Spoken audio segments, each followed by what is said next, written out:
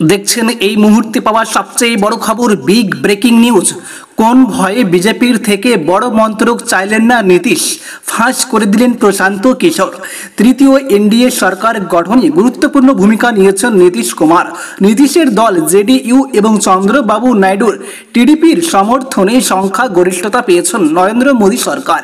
প্রথম ভাবা হয়েছিল সুযোগ পেয়ে নীতিশ হয়তো চাপে ফেলবেন বিজেপিকে, স্পিকারের মতো পদেরও দাবি জানাতে পারে জেডিইউ।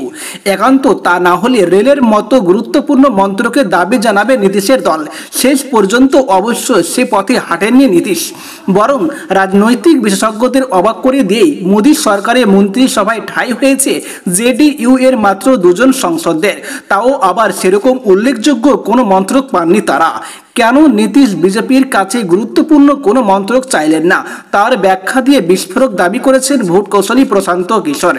একটি সভায় যোগ দিতে গিয়ে তিনি দাবি করেন, নীতিশ কুমার চাইলে বলতেই পারতেন যে বিহারের প্রতি জেলায় একটা করে কারখানা তৈরি করতে হবে, অথবা বড় কোনো মন্ত্রক জেডিইউকে ছাড়তে হবে, না হলে সমর্থন দেব না।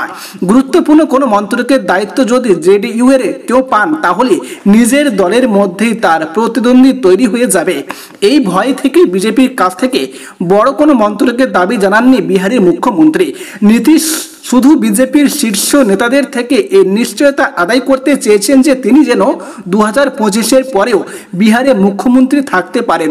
শুধু তাই নয়, প্রশান্ত কিশোর দাবি করেছেন বাধ্য হয়ে নীতিশ কুমারকে গিলতে হচ্ছে বিজেপিকে, কারণ নীতিশ সমর্থন তুলে নিলেই কেন্দ্রীয় সরকার পড়ে যাবে।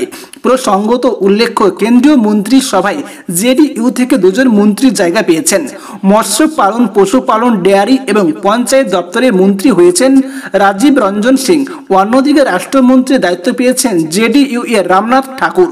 তো বন্ধুগণ, আশা করি আপনারা বুঝতে পেরেছেন। এই ছিল আপডেট।